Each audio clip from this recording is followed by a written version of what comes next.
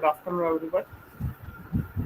On behalf of WIRC of the ICAI-CMA Institute, I welcome each one of you for this session on personal finance and finance management. Uh, I would request Mr. Dinesh Birla, Chairman of WIRC, to welcome our speaker today. Uh, Thank you, Kalpesh ji. I welcome today's learned speaker, Sital Mehta ji, for our WRC webinar program. I think today's topic is very much relevant, financial planning and investment fundas. Everybody has to do proper financial planning, otherwise we will be in deep trouble. So let us hear from expert, what are the tips for that? I once again welcome Sital ji. Welcome Sital ji to our program. Please continue. So, giving up, Shital, your audio is not, you are on mute, it seems. Yeah, now we can hear you. So, giving a background about Shetal is basically an associate member of the CA Institute with almost 5 years of corporate experience and 5 years of her own entrepreneurship journey. She is the founder member of the SPM Wealth, qualified and certified financial planner. And yeah, the one thing I can vouch for her, she has been very honest in her advice, unlike some of the others who may probably have some other wasted interest. So yeah, without saying much about it, Sheetal, over to you. You can continue. Thanks a lot, Kalpesh sir and Mr. Dinesh Birla for your kind words and introducing me. I am very thankful for to the institute for giving me this opportunity to present my favorite topic of financial planning and investment fundas over here. So basically, we have been into financial planning and wealth management since early 2018. And I have been extremely passionate about investments, and I actually gain a lot of pleasure by guiding people throughout their financial planning journey. I also believe that financial literacy is of utmost importance today to anybody who is earning, saving, and investing. So basically, I feel today's our topic is very relevant, and without taking further time, let's just start with the presentation. Uh, Kalpesh sir, is my PPT visible? Kalpesh sir, No, it is not. Again, it is not. one second, one second. Try sharing it again.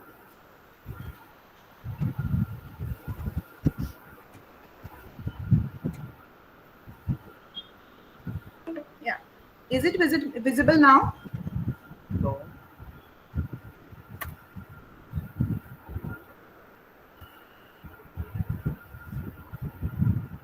Oh, again, there is some technical glitch. I think they are saying there is some error while presenting the PPT. And I'll just retry again.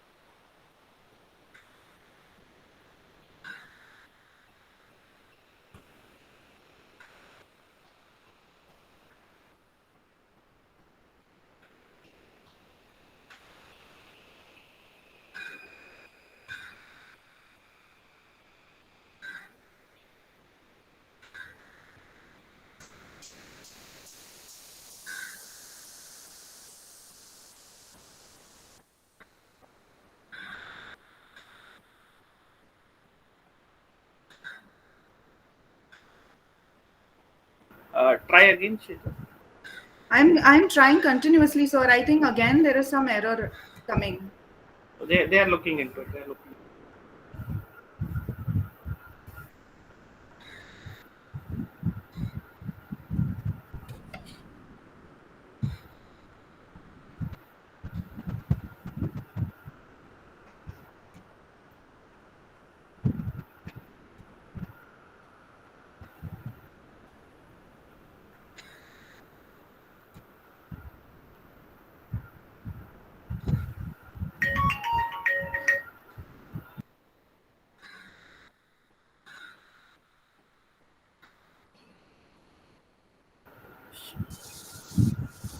Sheetal, if you can just try again. Yeah, yeah.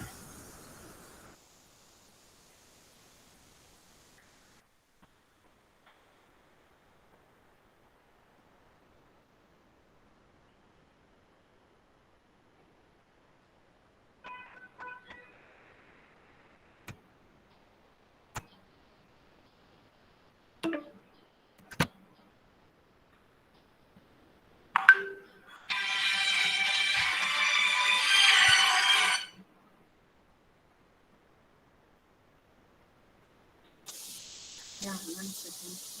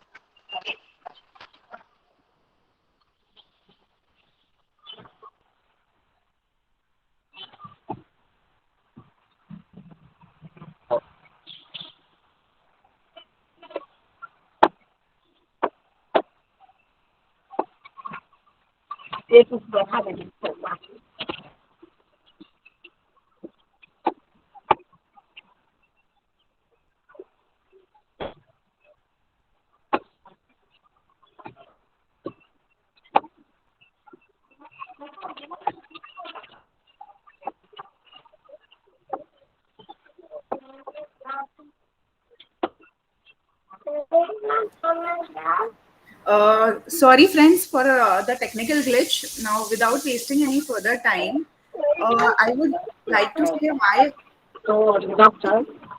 Can everybody please mute their mic? Okay. So, basically, today's our presentation is on financial planning and investment fundas. Kalpesh sir, the presentation is again not. It is visible. It is not visible. It's not visible to me at least. Yeah, it is not. It is not visible. It is not No, visible. it is not visible. All others, please mute. Now, Yeah, Yeah, yeah. it is coming. It is coming. Yeah, now it is visible. yeah. Okay, so first of all, why financial planning? Basically, anything in life, you all, keep planning for smallest of the things. We plan for class test. We plan for a vacation. We also plan for shopping sometimes. So yeah, planning is very important in all aspects of life, and so it becomes even further crucial when it comes to your finances.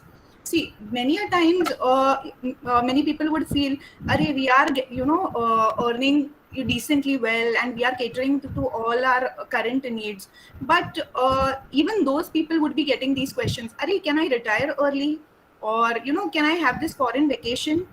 Or am I saving my taxes efficiently?" Or maybe n number of things which would come to your mind, and you wouldn't have any answer to those questions. Most of the people just plan randomly things and they just do it. But with financial planning, I can say you can have answer to all these questions. So that's why I would request each one of you to do your financial planning right. And now let's see what is financial planning. So basically, planning is nothing but bringing your future into the present so that you can do something about it today. When it comes to financial planning, it is nothing but estimating a goal required in future so that you can start saving and investing and managing your funds today. So yeah, financial planning can be laying down of multiple policies as to how much expense anybody would like to do in a particular month, or how are they going to manage their investments, or looking forward. So basically, each one of us would have some sources of funds, and we would be utilizing it in a certain way. But basically, these financial planning is all about identifying the sources of funds and utilizing it righteously, because money is scarce. So we need to deploy the funds properly so that you achieve your goals in future. So sources of funds plus rightful utilization of resources or funds would give you a perfect financial planning.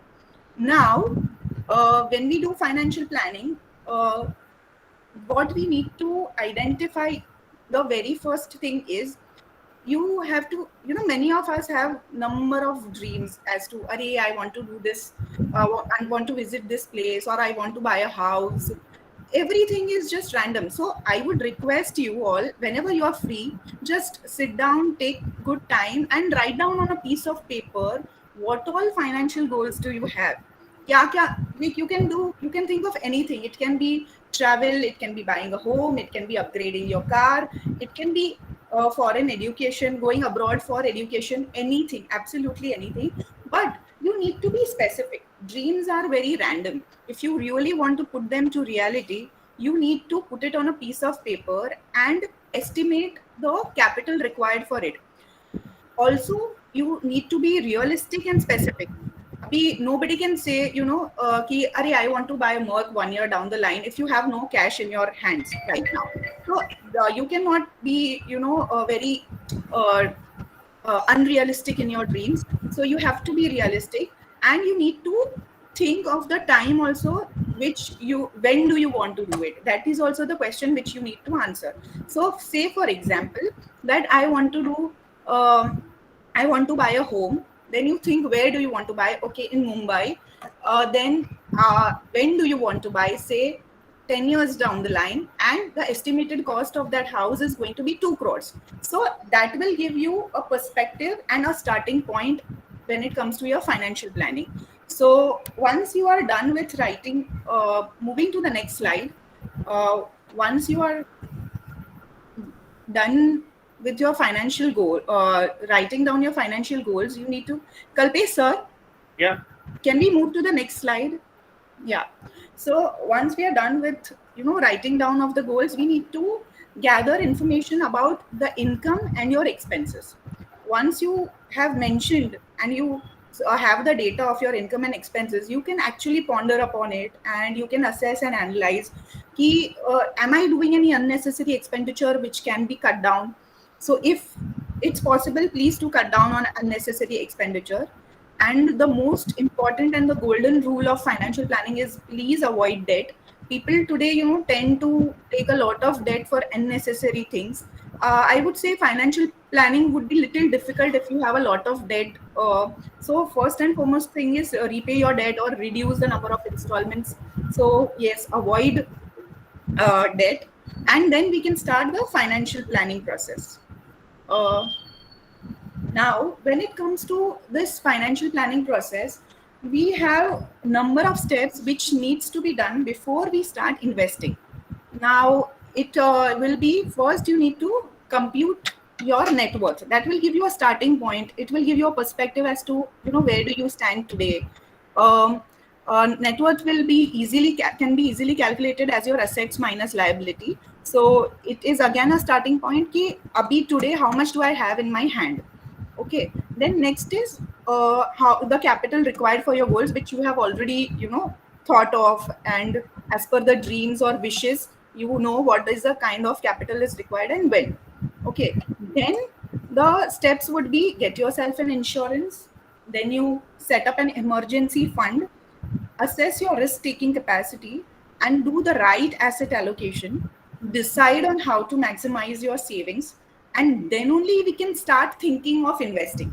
So investing karne se pehle, you have to keep in mind that all these steps are tick marked. ये सब कुछ करेंगे, then only our investments will be protected, and then only we should think of even investing. So these are the some basic steps. Let's look into detail into each one of these. Moving ahead, insurance fundas. Now, I would like to tell you something very important about insurance. Now, insurance, just like our soldier protects the country, insurance will protect you, your family, and your assets from all kinds of uncertainties in life and all kinds of attacks which in life you can face. So basically, I can say that your financial planning would go for a toss if you do not have adequate insurance, because it will be really difficult to budget and invest or save if you do not have a proper insurance. Imagine, even if you start investing today without insurance, what happens if in case there is some uncertain event in your life? Then what happens is that all your savings or investments will go in repaying those uncertainties and life, and you will ultimately be left with nothing. So it's really important that you get your insurance. And the third one and the most important one is, never combine investments with insurance, because insurance are always a bad investment, and investments never provide insurance. Basically, दोनों करना है, insurance भी करना है and investment भी करना है, but we have to do both separately, and we have to fulfill commitments towards both of these. Then only it can be sustainable. Now, why insurance are a bad investment? I would tell you, because these insurance companies have very high setup costs. It is not their fault, but they have very high setup costs, and so they do levy very high allocation charges as well. on the premium which you are paying to them. So ultimately, whatever kind of returns they will give you, they will be little below average. So that's why I think you shouldn't combine insurance and investment. Insurance, now when I say how do you combine, I will come to the next slide and I will tell you which type of products you can buy in insurance. Now when I say insurance is a must, three types of insurance are must for any individual to have. One is a pure term plan. When I say a pure term plan, it means that in case of a death of a person, insurance company will be paying you sum assured, and that's it. In case there is the death doesn't arise during the policy period of the insuree, then nothing will be paid to that person. Now, many people would say, कि, अरे, इतने साल premium भरा, I am not getting anything in back. Insurance is not meant to return you anything. Insurance is just meant to cover your life with uncertainties. In case if there is a death, you will be paid a huge sum. And trust me, if in case you buy such policies which are giving you some assured at on completion of a milestone, say completion of 10 years or 5 years, after 5 years, then the premium would be very expensive and the returns would not be, very reasonable enough. So I would suggest that go for a pure term plan and protect your loved ones by having a pure term plan. Now, how much sum assured should you take for when it comes to pure term plan? Theoretically, it is said that you should at least have 10 times of your annual income as sum assured. Say if somebody is earning 10 lakh rupees per annum, then that person needs to have at least 1 crore of sum assured today. So that will give you some perspective. It can be higher or lower, it depends on you, but please do have it. And also, if the amount is very high, you can split it up between different insurers just to diversify. So yeah, we do recommend that you can split that sum assured between two good renowned companies, so that if at least one will be paying you if any in case there's a problem with some other insurance company. Now, when you buy insurance company, which company should you go for? You should check for ratios such as solvency ratio. It will tell you the balance sheet strength of that company. Solvency ratio is nothing but how much operating income does a company have in order to, pay their liabilities. So, as per IRDA, also, an insurance company should at least have 1.5 times of solvency ratio. Then only you should invest in those companies. Also check for claim settlement ratio and incurred claim ratio. Now that will give you a perspective as to how much claims are being settled for every claim received by insurance company, and how much is the claim amount being paid for the premium which is being collected by that insurance company. Obviously, these ratios higher the better. So yeah, you can check for these numbers as well before buying it. Also, buy from a renowned player. This will help you because insurance is for life, and you should always, if you go for somebody who's very new, then you might not know how that company is going to be moving ahead and moving forward. So it's always better कि जिसका past record is good, who has created a good brand, go for a renowned insurance player. Okay, then there is a personal accident policy. Now, I would suggest personal accident policy. What happens? The death is being taken care of by pure term plan. But what happens if the person is not dying, but he's meeting with some unforeseen accident? So then, in that case, and if he is not able to work, say for 6 months or a year, or God forbid, for even a longer time, then how are his finances going to be taken care of? It will be taken care of if you have this personal accident policy. It will compensate the loss of income when you are not able to work due to an accident. So I would suggest personal accident policy to everybody. Also, they are available at very low premium. Like they cover huge sum assured. They would provide you around 50 lakhs for say 5,000 rupees per annum. So I feel it is pretty cheap that ways. You can check for different policies which are available. So please do have personal accident policy. Moving forward, next which one which we need to have is the health insurance policy. Health insurance is very important considering changing lifestyles and considering the cost of medical care, which is shooting up like anything in our country. So basically, one should choose their sum assured, keeping their lifestyles into mind. Now, many people, when it comes to disclosing the true health conditions to the insurance companies, they hide. When they, you should be very honest when disclosing whether if you are smoking or drinking or you have any conditions, like diabetic or blood pressure or anything. What happens is you hide to save some amount of premium, and it gets little cheaper for you then, but it is actually getting more expensive, because your claim wouldn't be, will not be paid in future if doctor ने लिख दिया prescription पे कि so and so person is having so and so history. Then it means that you are cheating the insurance company and they would not pay such claims. So I would request each one of you to be honest and telling the right health conditions and habits to the insurance company while taking the mediclaim. Next is, I would recommend considering that the medical cost is going up in our country and overall, and even the health conditions are slightly deteriorating due to the lifestyle changes. You should at least have a 5 lakh base policy.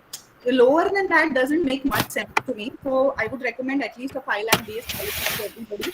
Then when it comes to buying health insurance, you should check for number of clauses which I have covered up in this slide. One is a no claim bonus. Like every insurance company will be paying some percentage of no claim bonus for a claim not made. So it would be ranging anywhere between 50 to 100 to 200% also. So check for this clause. Then we have waiting periods. Now these are nothing but cooling period for the pre-existing ailments. In case if you have a pre-existing ailment which you have disclosed, then you cannot claim for being treated for that particular ailment up to say 2 years or 3 years, depending on the clause of that particular company. So obviously lower the better, lower waiting period will be better, but at the same time you have to have an overall picture of a product. So check for waiting periods. Then you can check for pre and post hospitalization coverage. How many days before and after hospitalization are being covered under a mediclaim?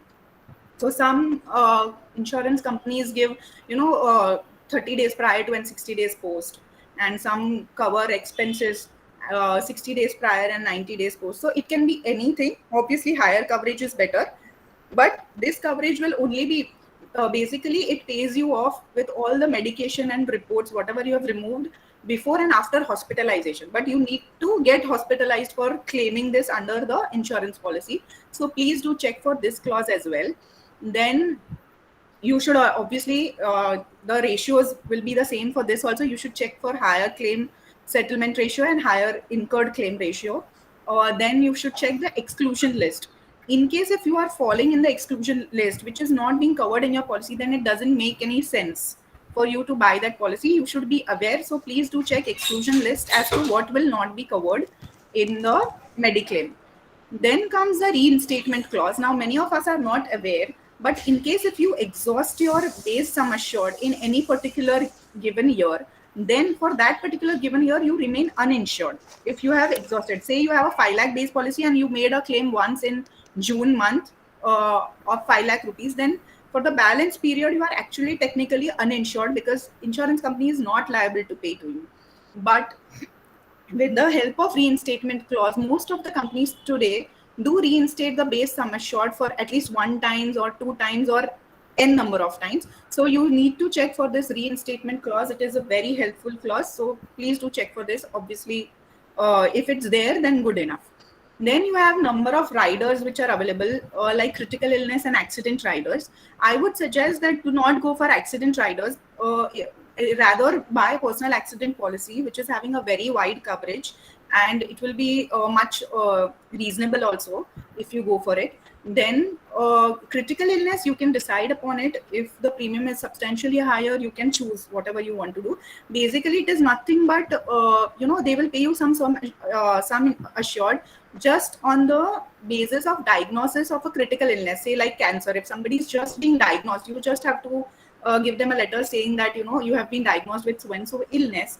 There is obviously a list of illness which you can go through while buying a policy. Then they will pay you a sum that sum assured. Then the most important clause is the room rent limit cap. Now this clause, most of the lower sum assured policies will have this cap. Say if you are going for a 5 lakh base policy, they will be having room rent cap of say 1% of sum assured. This means that you can be hospitalized in any room which is having rent up to 5,000. Now what happens in case if aap jate ho and you get admitted in a room of say which is having a rent of 10,000, all your expenses, not only the room rent will be disallowed, but all other expenses like doctor's fees, operating charges, everything will be paid only 50% on a pro rata basis. So check for room rent limit cap. For higher policies, they generally do not have any limit on the room rent, but in the lower policies it is there. So then half of the people feel that they are being fooled by the insurance companies, but it is not like that. It is already well mentioned in their policy and you should check for this. Then don't depend on the employer policy alone. Now many people have this tendency, "Arey, employer has already covered me, so I'm not having." Well, there is no guarantee that you are going to stick with that employer for life. There is no guarantee that your new employer will be covering you. So you may not have a personal very high policy, but you should have some base policy irrespective of what your employer is doing. So I would suggest buy a personal policy, health mediclaim policy, then go for a renowned player and go through agent if possible. Now, why I am saying for health insurance you should go for with agent is because, when somebody is being admitted, who will be running for doing all the paperwork, and how will you be, who will be guiding you at that point of time when it is a serious situation that you can make this claim or you cannot claim this, make this claim. So it's always better that you have somebody to guide you, even without any hospitalization. In between, if you want to ask that if you are sufficiently covered or not, if what is your bonus, is there any changes with the product. So you need to have an agent who can guide you through all of this. So yeah, that is my recommendation to you. So I think I have covered all the 3 products of insurance which one needs to have. Now once you have bought all your insurance rightly, you can then plan for your emergency fund. Now apart from deaths or accident or medical treatments, there are many other uncertainties which keep coming in our life. It can be anything, like you want to change a job, or somebody wants to go on a sabbatical, or COVID like situation when there are job cuts. Then what do? You need to have some fund for you for your emergencies. So they are a must when it comes to financial planning. And it will I would recommend that you should have at least 6 months of your monthly expenses being parked in an emergency fund. So say if somebody's monthly expense is 50,000 rupees, then that person needs to have at least 3 lakh rupees parked in very safe, like can be even savings or liquid funds or fixed deposits. So yeah, that's my take on emergency fund. So yes, moving ahead, once you are done with your emergency fund, assess what kind of an investor you are, what kind of risk appetite do you have. I have met number of investors till now, and a number of clients also who are there. So many people sound very, "Arey, mera paisa doob to nahi jayega na? Will there be any capital loss to me? Uh, can we put everything into safe investments, please?" So if you sound like this, then it means you are a conservative investor who is not willing to take too much of risk. Then I would say that उनको ज़्यादा shock नहीं देना चाहिए. You should park more chunk into fixed deposits and debt mutual funds and all of that, and you can just manage, and then slightly you can guide them to invest in other products as well. So those type of investors are called conservative investors. Then you have certain investors who are moderate investors, who would like to have flavor of everything. They would like to take medium risk and would want a medium level of return. So for them, I would suggest a mixture of both debt and equity. They can go both 50-50%. And then there are certain investors who are totally aggressive. They will do anything to get higher returns. So one investor, see, with aggressive, I mean, if the aggressive investors are willing to take risk after making an informed decision and after understanding a product, it would still be good. But first you need to understand what type of an investor are you. So if you're an aggressive investor, you can put a major chunk, say 70 to 80% in equities, and you can make great returns out of it. So yeah, please do assess your risk appetite as to what type of an investor you are. Then moving ahead, the most important thing in investing would be getting your asset allocation right. It is not always which stock you are buying or which piece of real estate are you buying. It is what type of asset allocation do you have. So it is, now what is this asset allocation? Basically you have different asset classes. Three main being equity, debt, and real estate or gold or cash, basically. So all these asset classes, they behave differently over different period of time. So asset allocation is nothing but an investment strategy which aims to balance both risk and reward, and considering investors risk tolerance, investors goals, and investors returns in mind. So you need to make such a portfolio which will balance risk also, and at the same time maximize returns also. So you need to have a flavor of everything, and that is what is meant with asset allocation. Now once you know that, okay, you need to have a flavor of everything, but how do you know what do you need at that given point of time? Now, theoretical way to calculate your equity exposure is, generally people say 100 minus your age should be your equity component. That means if somebody is in their 30s, then 100 minus 30 means 70% of their funds they can be they can actually put into equities. Now this doesn't mean that this is a thumb rule. Financial planning doesn't it gives you full liberty to do whatever you want to, but this will give you some perspective. Why they say that a 30-year-old person can have 70% exposure in equities? Because when a person is young, they have a longer earning cycle and they have a longer capacity to digest volatility and risk in the market. So yes, and the once the person is growing older, then he would go more for a safety products rather than go for return. So if somebody in their 70s, uh, somebody is in their 70s, then they can opt for 30% equity, and only 70% can be fully kept into debt and other assets which are safer ones. So yeah, but it completely depends on an individual choice as to what they want to do when it comes to asset allocation. So yeah, that's the basic way as to how we suggest everybody on their asset allocation. Now there is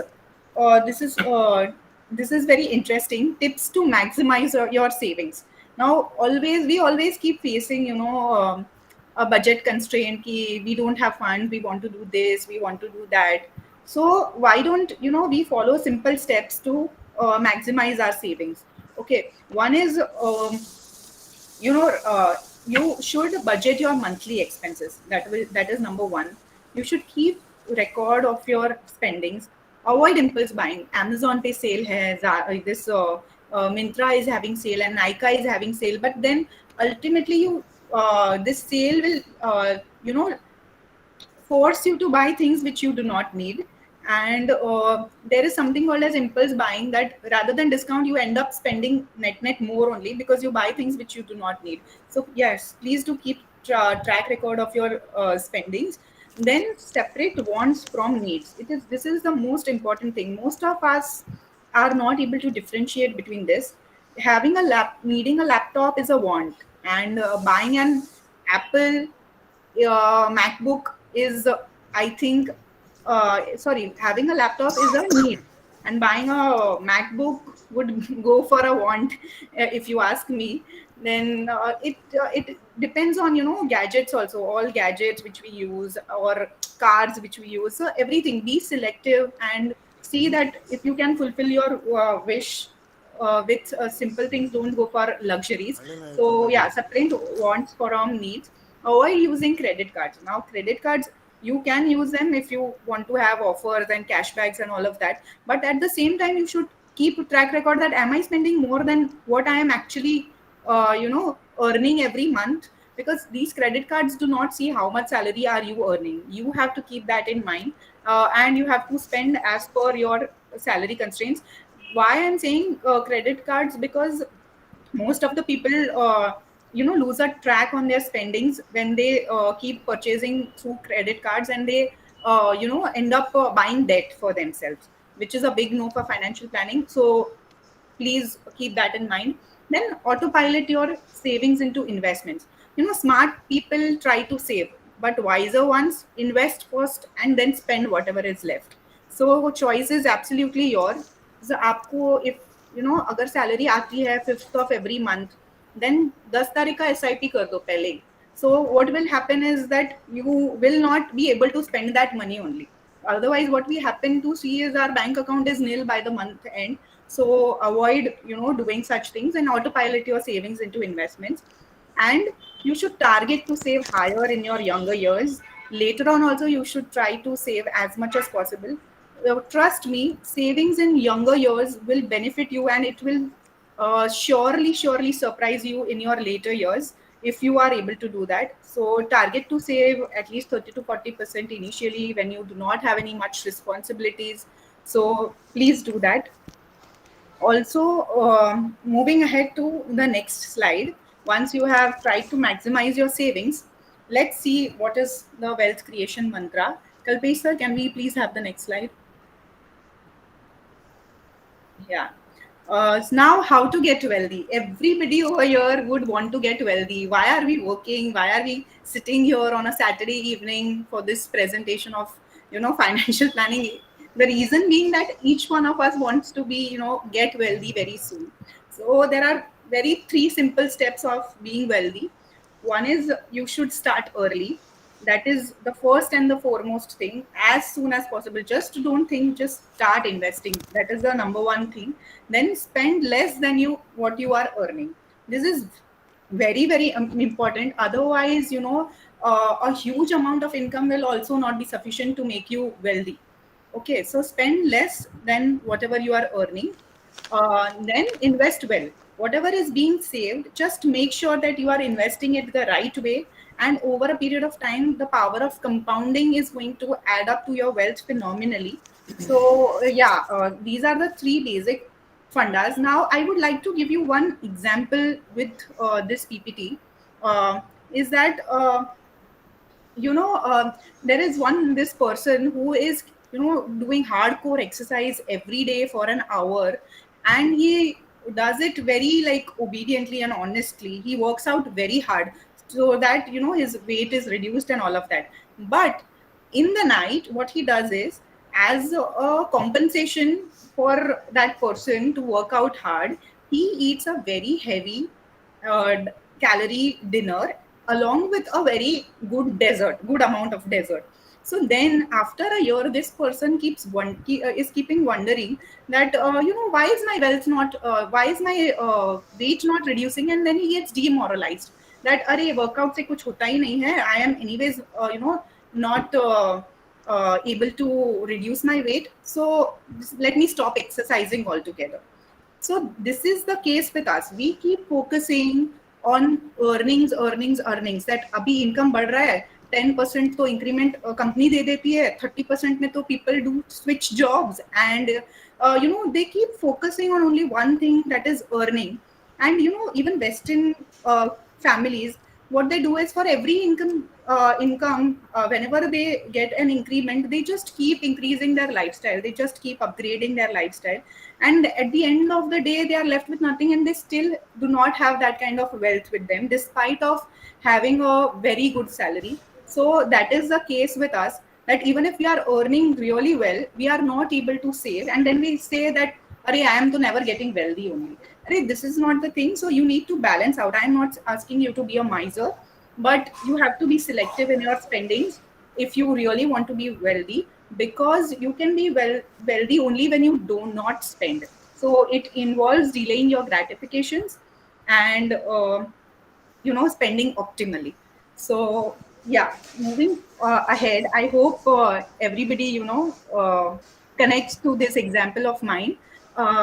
Moving ahead to the next slide, let us see now, once we start investing, which all places or which all asset classes do we want to invest in? Kalvi sir, can we have the next slide, please?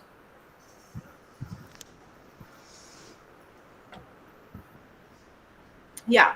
Now, see, these are the different types of asset classes which are available. One is cash. Obviously, cash is king. Money lying in your savings account, liquid funds, online wallets can all be considered as cash. Then you have equities. Equities is nothing but ownership into a business. Your stocks, direct stocks, and equity mutual funds fall under this category. Then you have a fixed income. Now in fixed income, it is you are making some returns based by lending your money to somebody else. When you say fixed income, it doesn't necessarily mean a fixed interest payment only, though FD is one such product where you are lending your money to bank and you get a fixed interest every year. But not all fixed income instruments are like that. You also have debt mutual funds which are linked to the interest rate cycles in our country. So they are inversely related to the interest rate changes in the movement, changes in the country. So EPF, PPF, all of these post office products, everything falls in this category of fixed income. Then comes real estate. Obviously, it is buying and ownership into a space, physical space. But what happens with this asset class is that you can use it for your personal ownership, but at the same time you have to keep in mind, if you are buying excess of real estate, then you need to know that real estate are the most illiquid. So when there is an emergency or in time of need, you will not be able to sell these products, sell this asset class immediately, and it involves a lot of maintenance cost as well. So yeah, that is a typical feature about real estate. Then we have commodities. Commodities, you have number of options like gold, silver, crude oil, etc. So these commodities are kind of cyclical in nature. You are buying into these commodities. So I have introduced to you five different types of asset classes which are there. Uh, can we move ahead to the next slide, please? Now let's see how different asset classes and have performed over uh, past years. Uh, Now Nifty 50 TRI is the benchmark for equity asset class. And imagine you had invested 1 lakh rupees 15 years ago in equities, then your tentative returns today would have been 9 lakh 63,000 rupees, which is roughly 16.29%. Had you invested 20 years ago a sum of rupees 1 lakh rupees, then it would have given you around 21 lakh rupees, which gives you a CAGR of roughly 16.63%. Next is gold. So the domestic price of gold, uh, 1 lakh invested 15 years ago would have given you, 5 lakh 83,000 after 15 years, and 10 lakh rupees after 20 years. It means that 1 lakh invested in gold would be giving you 10 times uh, of a return, or say 12% over 20-year period. Then PPF, I've taken for debt, I've taken benchmark as PPF. So 1 lakh rupees invested in PPF, then after 15 years you will be getting 3 lakh 30,000 rupees, and after 20 years you will be getting 4 lakh 76,000 rupees, which is roughly working around 8%. So here, if you see, equity is a fair and square winner. 1 lakh invested 20 years ago is giving you 21 lakh rupees today. So does it mean that you should park everything into equity or everything into gold? No. We would need as I said, that asset allocation is really important, and we will go by asset allocation. This slide is just to give an idea as to how each and every asset class have performed historically. So now moving ahead, let's see what type of asset allocation can you do. So basically, if you are looking to just for capital protection or immediate use, then you should park into low risk, low return kind of instruments, which are savings and liquid mutual fund, which will give you very low returns, but at the same time your capital will stay protected. If you are wanting a regular income for short-term use, say ideal horizon would be around 3 to 4 years, then the product would be FDs, income funds, and debt funds. Then you have for wealth creation, that is long term, 5 years and above. The products would be equity and equity mutual funds. So this is how we are going to design your portfolio, or you have to design your portfolio, keeping in mind what is the objective, and then how much time, that is the horizon, and then you choose the product based on that. Now, once we have done it, why somebody should invest in a mutual fund? Now, when I say mutual funds, they manage inflation really well. If you just imagine you are just saving and not investing, what will happen? You will now today savings account is giving around 3 to 3.5% returns, and your current inflation is around 5 to 6% returns. So if you do not invest, you are actually discounting your wealth, or your capital is eroding due to inflation. So mutual funds are beating inflation time and again, and so it manages inflation well. So again, it is a plus point. Then you get a professional fund managers who are aware of the stock markets, who are reading out day in day out and doing a 24/7 research, and then stock picking for you. So you get an expert to manage your funds at a very, very low cost. Then you have convenience. You can easily do SIP, and it will be autopiloted. It will be directly debited every month from your account. It can be done really hassle free, so it is very convenient. Then comes economical. Anybody can start investing.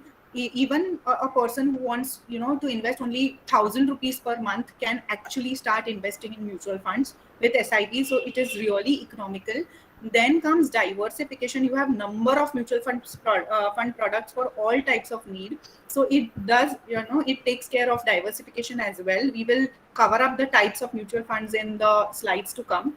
Liquidity. Now, mutual funds are really liquid. If you sell today, you will easily get your money in T+3 working days, which is within a week. You will definitely get your funds credited to bank account. So they are highly liquid, and they give you really high returns, and they are very safe and transparent because of the regulator SEBI. SEBI is really strict, and they keep watching how each and every AMC is doing, how schemes are performing, and they come out with the new regulations. So they are extremely safe and transparent. So yeah, I feel that's why mutual funds are the best best products to invest in for wealth creation purpose. Now, I would request you. I know it's the middle of session, but I'm just sharing a feedback form. So I would request each one of you who has joined in to please fill in this feedback form, so that I can get your true feedback, and it will be really valuable for me. If you share it, I can improvise in future. So here's the feedback form. Link for the feedback form.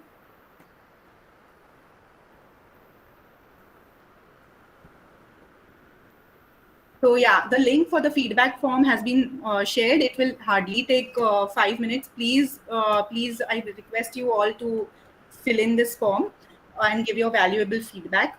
Then, okay, moving forward to types of mutual funds. Now there are equity mutual funds, there are debt mutual funds, there are hybrid funds, and then there are index funds. Now, equity funds are nothing but they are investing in stocks for you, and you have number of categories like large cap funds, large and mid, multi cap and flexi cap funds, mid cap funds, ELSS funds for tax saving purpose, etc. So these funds will invest as per the category, and you need not you will be freed from hassle of identifying the right stocks for yourself. So equity funds are obviously a must. Then comes debt funds. Now these debt funds have a variety of products like liquid, dynamic bond fund, duration funds, corporate bond funds. So what happens is, in debt funds, the prices can move up and down. The returns are not fixed over here. So basically, if somebody is investing in the debt funds, their returns would be linked to the interest rate movement changes in our country. People generally think कि debt बोला तो fix ही है, इतना fix guaranteed मिल जाएगा. Nothing is guaranteed, but they will move in accordance with the movement in the interest rates. If the interest rates are going up, then the prices of these underlying securities basically will fall. The debt funds are investing in GSECs, T-bills, corporate bonds. So they will, be affected by the interest rate changes in the country. So yeah, those are debt funds for different needs. You can invest in short-term needs. You can consider debt funds. Then you have hybrid funds. Now hybrid funds are a mixture of equity and debt. They have both. They have stocks also, and they have these GSEC and income instruments as well. So the different types of hybrid funds which are available in the market are aggressive hybrid, conservative hybrid, dynamic asset allocation, equity savings funds, and arbitrage funds. And the last one, which is gaining a lot of traction these days, is our index funds or ETFs. So basically, these mutual funds are, creating a portfolio which mimics an index. If you are investing in a Nifty 50 ETF, your returns would be similar to Nifty. So these are low cost funds. So you can consider index funds also for investments. Now, moving forward, now let's see how each type of mutual funds provide what kind of returns. Equity mutual funds would give you 12 to 15% return over a long-term horizon, which can be 5, 10, 15, 20 years. Then you have debt funds. Debt funds would, give a range of return depending on the type of product you are selecting. Liquid funds starting from 3%, and some, corp bond funds would maybe they yield you around 9%. So around 3 to 9% is the return which your debt funds are going to give you. Then there are hybrid funds, which are a mixture of both. These funds are going to give you returns of around 8 to 12%. And then the index funds, which we discussed. If you are investing in a gold ETF, the return would be similar to the price change in the price change of the gold in the country. So yeah, these are the returns which you can expect from each type of mutual funds. Now moving ahead, modes of investing in mutual funds. Abhi we have already seen ki kya types of mutual funds hai and what kind of returns are they giving in. But now, what are the way in which you can invest in mutual funds? Now, if somebody is having a monthly cash flow and wants to invest monthly, then that person can invest in SIPs, so that a fixed amount gets deducted from your bank account on a pre-specified date. So SIP is suitable for those type of investors. Then you have straight through process, that is STP. Imagine an investor who wants to invest 15 lakh of rupees. So this investor, rather than investing everything at one go, I would recommend that they can try this straight through process, wherein 15 lakhs would be first parked into liquid funds, and from there you can select a tenure, say over a period of 6 months if you want. Then that 15 lakhs equally divided by 6 months will be invested in the targeted equity scheme. What is the advantage of doing this straight through process is that it will help you to manage short term volatility, because when you are shifting funds from liquid to equity, your NAV of equity you are getting spread over a period of 6 to 12 months, whatever has been opted for. So straight through process or STP will help you manage short term volatility, and it will help you average out prices when you want to invest huge chunks. Then comes lump sum. Lump sum is nothing but one time investment, and somebody wants to invest just अभी bonus आया है क्या करें, एक बार के लिए ही है, 50,000 मिला है क्या करेंगे, rather than partying, just put it in the lump sum कर दो and भूल जाओ and keep it for the long term. So lump sum will come into picture then.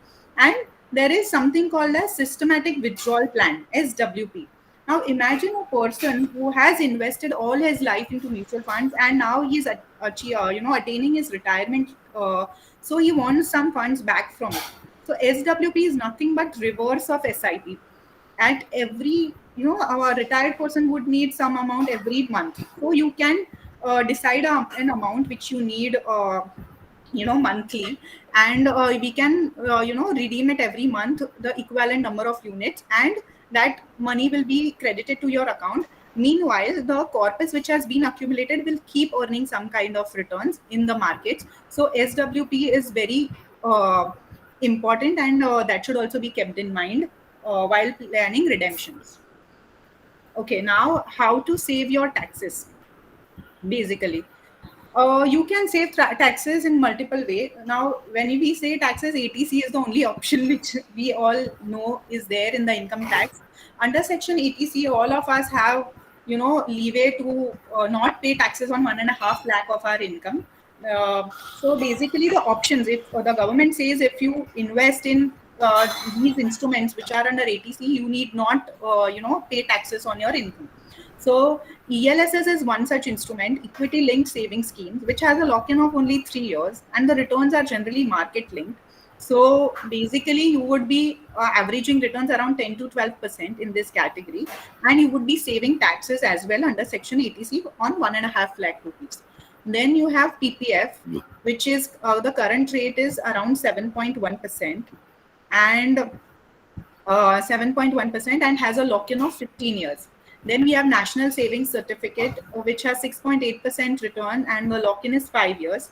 FD would range anywhere between 5.5 to 6% depending on the bank, and they would again be in lock-in for 5 years. Then there is NPS. Obviously, the returns depend on the plan selected by the individual. It would be around 9 to 11%, but the lock-in is up till the age of 60 years, and the 40% of the corpus will be converted into annuity even after 60 years. So you, out of all these options available, I would recommend that for 1.5 lakh rupees, you should target ELSS, which is having a low lock-in period and at the same time higher returns. Even if you do not like lock-in will be removed, if you stay put for even 10 years, you will definitely beat the PPF returns also in this. So I would recommend that you save your taxes through ELSS in ELSS schemes of mutual funds. So yeah, now what I've covered is taxation of mutual funds. Basically, I have covered for resident and resident individual and HUF category only. So here which I feel will be relevant for most of our crowd, viewers today. Capital gains tax on equity mutual funds. Okay, long LTCG, that is the long term gain, if you are holding for more than 12 months, is around 10%. And if the STCG, that if you are selling before 12 months, then the rate of tax which is applicable is around 15%. Now, taxes on dividend are all they are applicable at the applicable slab rate. Now, how will the TDS be deducted? TDS will be nil on the capital gains. They wouldn't be deducting any TDS on capital gains, and there are 10% TDS on the dividend. So yeah, but we all need to keep in mind that long-term capital gains, that is if you have invested for more than 12 months in equity stocks or equity mutual funds, then 1 lakh is the exemption which is being provided. So it means that gains up to 1 lakh will not be taxed by government. Only if the gains are exceeding 1 lakh, that is say you are making gains of 2 lakhs, then 1 lakh will be exempted and 1 lakh will be taxed at the rate of 10%. So 10,000 will be your cash outflow as far as the taxation of equity mutual funds is concerned. Moving forward, taxation of debt mutual funds. Now, debt mutual funds, if you are holding debt mutual fund for long term, here the holding period is more than 36 months, that is 3 years, then the tax rate applicable is 20% with indexation. And the short term, that is if you're holding it less than 3 years, then it is applicable at the relevant slab rate. Then the tax on dividend is as per the slab rate, and TDS on capital gains, and there is no TDS on capital gains, and 10% TDS on dividends from debt mutual funds. So this is it. Now, when choosing between FDs and debt mutual funds, one can explore as to what kind of taxation is being levied, because equity, despite of the whatever is your, can we go back to the previous slide please, Kalpesh sir? Yeah. So basically, one can choose between the debt mutual fund or FD, keeping in mind the tax rate also, because FDs are taxed at the slab rate.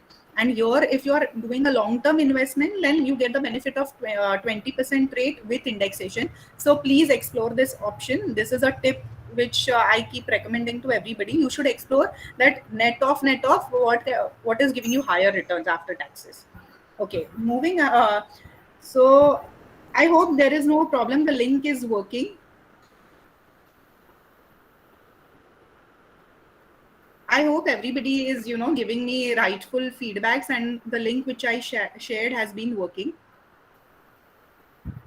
Okay, so now benefits of SIP. Okay, now why SIP? I would recommend SIP to everybody. Is one is it is lighter on wallet. Warren Buffett once said, that he started investing at the age of 11, and he feels that it was really late. So even, you can start investing with a small pocket money which you are having today. It does, never mind, it can be, even 2,000 rupees, 1,000 rupees, but it will inculcate a habit of investing, saving, and learning on how financial markets work. So I would recommend each one of you to, check out for the SIP benefits. Then next is, it makes the market timing irrelevant. Many people keep asking me, अभी right time है क्या market में पैसा डालने के लिए, कभी डालना चाहिए? See, the market, if you are investing for long term, I would suggest you should start investing right now. You can invest through SIPs, because then you get the rupee cost averaging. Every month you are, buying at different levels, so it really makes the market timing irrelevant. And the next is the power of compounding, which I have covered in detail in the coming slide. And it also helps in your goal planning. If you have multiple goals, you can have multiple SIP and keep a track as to, are you moving, how are you moving towards your goal, are you in the right direction or no. So multiple SIP benefits of SIP are there. So you can, have SIP as a tool of investment. Moving ahead, I have kept a numerical on to explain you how power of compounding works. So now, I know a saving that compounding is the eighth wonder of the world, and one who understands it, earns it, and one who doesn't understand it pays it. Now we have come across this formula a lot of times while during, our academic years, when we were learning and we were educating ourselves. So compounding formula is nothing but A equal to P into 1 plus I, uh, 1 1 plus R upon 100 raised to T. Now what happens is, most of the time we keep checking, are rate of return kya hai? What kind of returns am I getting? But what we forget is, how much time are you ready to give to that particular investment? Because it is compounded with time. Now, just to explain you how compounding works, I have taken an example. Imagine three people who are there: Ram, Shyam, and Lakshman. Okay, so Ram is starting SIP. He is a pro financial planner, and he wants to, do his financial planning right. So he starts, say, right at the age of 25, and he starts, monthly SIP of 10,000 rupees, and he wants to save for his retirement, which is at 60 years. So, and the expected rate of returns which he would be generating till retirement is around 12% per annum. Then number of installments which he has to commit to is 420. So amounts invested from 25 years till 60 years is around 42 lakh rupees. And the corpus accumulated using the above compound interest formula for Mr. Ram, when he retires, he will be getting 5.5 crores. So just imagine 10,000 SIP. Now today 10,000 we all spend, without thinking. Only SIP of rupees 10,000 for like the entire working year would give you a whooping corpus of say 5.5 crores. Then we have uh, Mr. Sham, who starts, 10 years later than Mr. Ram, and he also wants to save for retirement. He thinks, okay, मैंने late कर दिया, कोई बात नहीं, I'm just doubling the amount to 20,000. Then the kind of return which, even after investing higher amount, would be only 3.4 crores. Similarly, Mr. Lakshman is even starts even later than Mr. Sham at the age of 45. That is when most of the people start thinking about retirement, and he puts in 40,000 rupees per month at the rate of 12%. Still, he is able to accumulate only 1.9 crores. He's still not able to beat Mr. Ram. So I would suggest that start with a small amount, but please do a continued SIP, and compounding really works like magic on your investments. And for compounding, we all need to start early, and we need to plan right, and you can be surprised in the end with the kind of corpus you all would be accumulating. So start early and do a continued investment. This is what is power of compounding. Then I would like to explain to you how markets work now. Generally, what is the investor expectation is that मेरे को 12% हर साल चाहिए. So in equities, I would suggest are not a fixed product. Basically, their returns are volatile. So it cannot be like every year 12%. When I say 12%, it doesn't mean that every year you are going to make 12%. Then and the end result would be 12%. In reality, you have a lot of fluctuations in the market. Sometimes you may even see a loss on your portfolio, and sometimes you might even see phenomenal gains on your portfolio, but the average returns would still be 12% at the end of the investing period. So you can see these two tables, and they will give you that what kind of returns should you be expecting, and you should be ready to see the volatility as well in the market. Now I will tell you why is advisor important. Now advisor helps you in your goal planning. Whatever I taught today, we actually do each and everything. We do guide our clients, and anybody who you can go to any advisor, but they will help you in this journey. So advisor does helps in goal planning. Then they will help you in doing the right asset allocation, recommending you the appropriate schemes. Currently there are 2,500 mutual fund schemes. Now how will you know that which one is the best, and when to enter, when to exit, is there a problem? So they will obviously make a good scheme recommendation for you. They will help you in execution, KYC, etc. Getting your checks cleared, getting you statements, your tax statements, everything will be provided by your advisor. Then they will also provide you timely review of your portfolio. Okay, we started a certain investment some time back, but there are certain changes which we need to make. So they also help you with timely review of the portfolio. Next is rebalancing your portfolio as and when needed.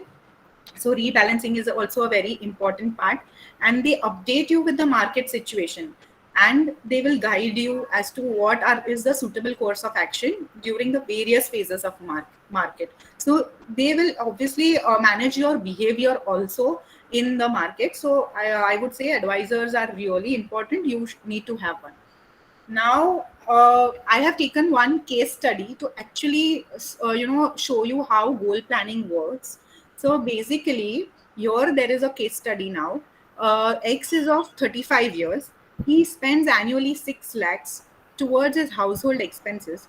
He expects to retire at the age of 60 years, and he wants to cover 30 years of living expenses for self and spouse. He expects inflation of 5% per annum, and he expects to generate a return of 6.5% from his accumulated corpus. Meaning that the inflation would be 5% throughout, and he would be earning 6.5% after retirement on whatever corpus has been accumulated. Now what we have to do is, what corpus should he target for comfortable retirement? Generally each one of us will have to do this, because today you all are earning good, and all your expenses are being managed. But what happens once you leave your job? Will you have sufficient funds to manage? So this is a live case study. And part B to this question is that how much money should he start saving today in order to accumulate the corpus which you derive in A at the rate of 12% per annum on his investment till retirement. So let us see the solution to this question. How will you derive to the corpus? Say X's current expenses at the age of 35 are 6 lakh per annum. So now what we are doing is we are compounding it with 5% inflation rate, which has been given to us in the problem. So the estimated expense when Mr. X retires would be 20 lakh rupees. Then retirement period is around retirement period, that is life expectancy after retirement is around 30 years. He wants to cover 30 years of his living expenses. Then rate of return on the corpus is around 6.5%, and rate of expected inflation is 5%.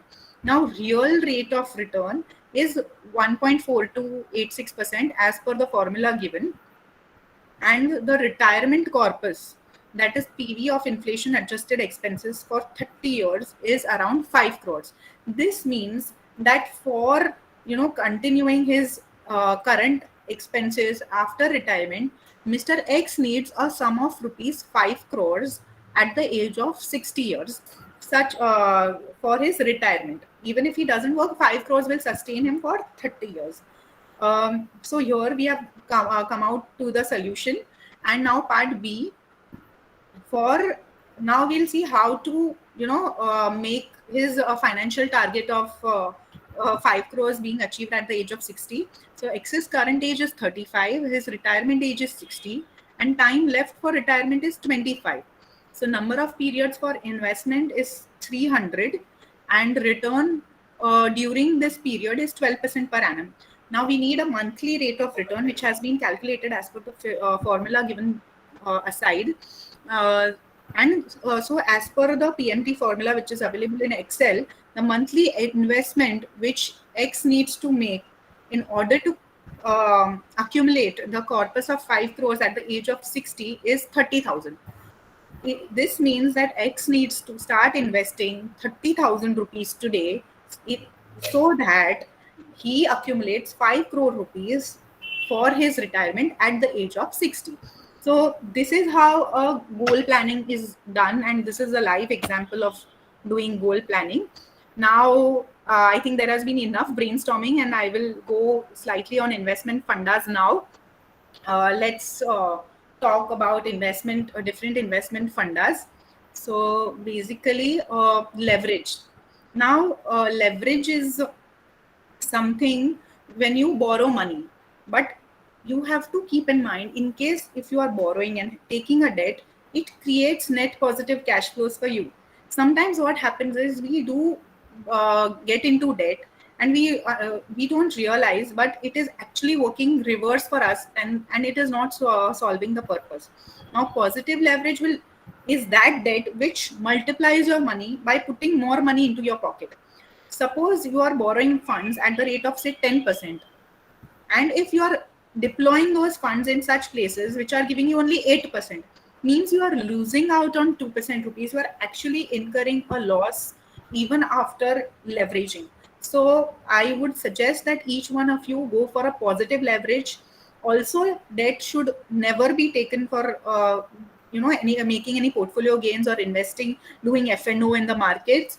It should be strictly to earn passive income like rent and dividend interest, etc. Then you have to also learn to recognize the difference between investment asset and a liability disguised as an accounting asset. Now, what is an investment asset? Investment in a stock is an investment asset because it is going to give you some kind of returns. But if you are borrowing funds and you are, borrowing funds for buying a car, it is not going to give you any returns, even though car may be classified as asset as per our accounting rules. So you need to be very careful as to where you are deploying funds in case if you borrow. So yeah, this is the understanding of the leverage, and you should see to it that you do not create any negative leverage. And even also, if you want to do, you have to do a positive leverage only.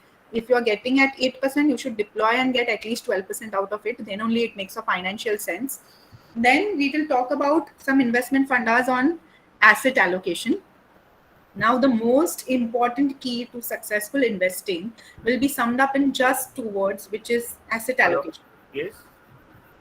Yes? One Yes. Kalpesh, sir? Yeah, go ahead. Yeah. Okay, so then we have asset allocation, which needs to be taken care of. If you know what you are doing and how you're allocating your resources, then you can be and have control of 90% of your portfolio variability, and which will be a great thing to do. So always be aware of the asset allocation also. And you cannot say कि अरे मैंने तो 100% FD कर दिया है तो I am the safest investor and I am not facing any risk. No, not taking a risk is also a risk, and it will not be wise to do so. All sub FD कर दिया तो you have a big monster inflation sitting on your head. Today FD is giving you only around 5 to 6 around 6%, which is the inflation rate, and in fact after tax rate of FD would be lower than 6%, means you are actually eroding your wealth. So all bond portfolio is also not right, and you should keep adding some stocks to it or some equity component to it, so that your asset allocation is set right, and you can maximize your returns.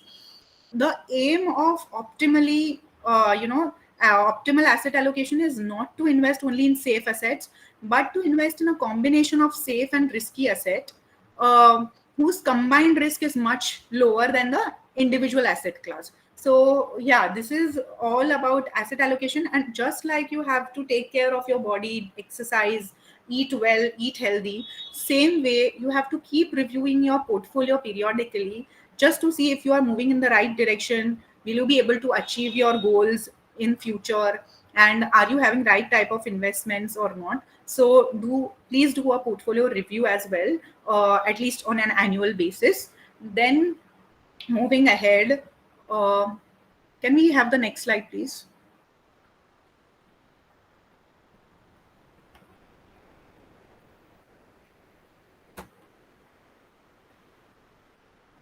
Kalpesh sir.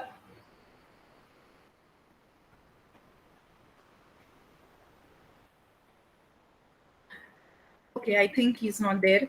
So next is on budgeting. Yeah. So budgeting is the most important thing. If you do not budget and keep buying things which you do not need, soon you will end up selling things which you do need. And budget surplus should be a priority.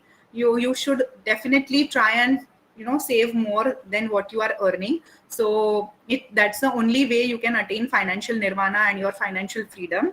And budgeting is an integral part of financial independence. Also about real estate, you should think of your house as a temple, definitely, but you should at the same time keep in mind that it is a bad capital asset because it is not generating any revenues for you. I am talking about your self-occupied property. So but they help you in saving unnecessary revenue expenditure on rent.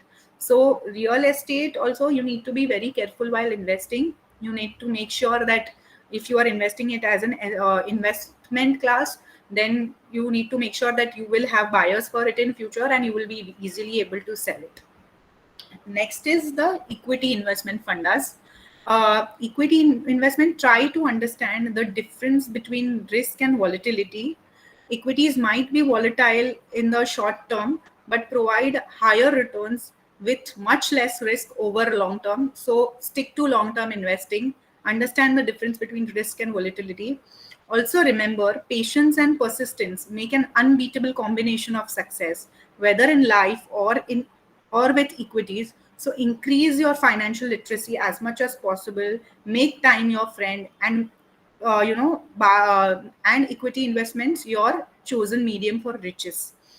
Also try to read up a lot. All these investment fundas are from the book The Mad Money Journey by Mehrab Irani. Those who are interested can read the book. That's it from my side. We can have the Q&A session if time permits. Kalpesh sir, what do you say? Can we have the Q&A session? If anybody wants to ask anything. Sure. I see a couple of hands which are raised for. Yeah, 1 second. Before that, have you all please filled up the feedback forms? Should I again share the link if for those who have not done it yet? Share it once again, I would suggest, in case if there are someone who is joined later. Yeah, I have shared the link again. I would request you all to please fill in the feedback form as required. And it will help us in improvising in future. So yeah, in case of any queries, anybody can ask now if they have any queries. Hello, ma'am. Dhirendra Gupta here. Ma'am, can you please suggest any SIP options if you have? No, SIP option doesn't what? You directly want the scheme names. Yeah. So see, we would actually first for that I need to know whether you want to do equity or you want to do debt, what type of Highly time risky. horizon. I want to go through high risk. No. It cannot be something which can be a standard or a blanket thing for everyone. Yeah, So yeah. Okay. this is again an informative webinar, not a recommendatory session. So again, there are many things you would find across. But again, since we are doing financial planning, I'm sure it all depends on the risk profile of the client. It all depends on the risk appetite of the customer. Right. Or the investor rather. So it cannot be a blanket thing that I want a high risk Yeah, because I because want if a I high recommend return. something to you, it may not be relevant to others, and I Okay. would not want to go wrong on my advice that way. Not an issue, ma'am. So Thank you. you can contact me one on one, then we can maybe speak, not on the Okay. public platform. Okay.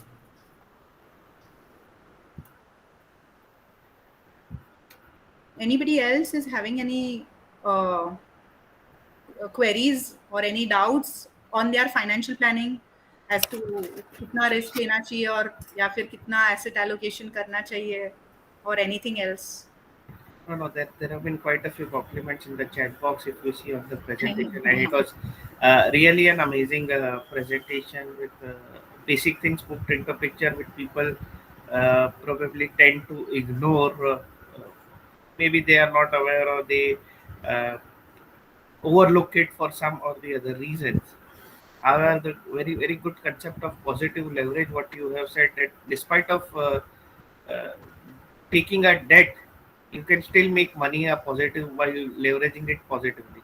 So that is good thing. That is something which always needs to be avoided, but it can always be leveraged and made to use. As it is said, work in such a way that your money makes money for you, and you Yes, don't work till your lifetime.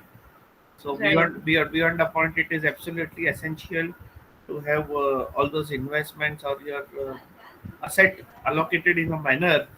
Then beyond the point in your professional life or in your working life, the money that you have invested, the money that you have saved starts earning for you rather than you earning the money for the entire life. So hence, I think financial planning from a professional, as and when required, is absolutely essential.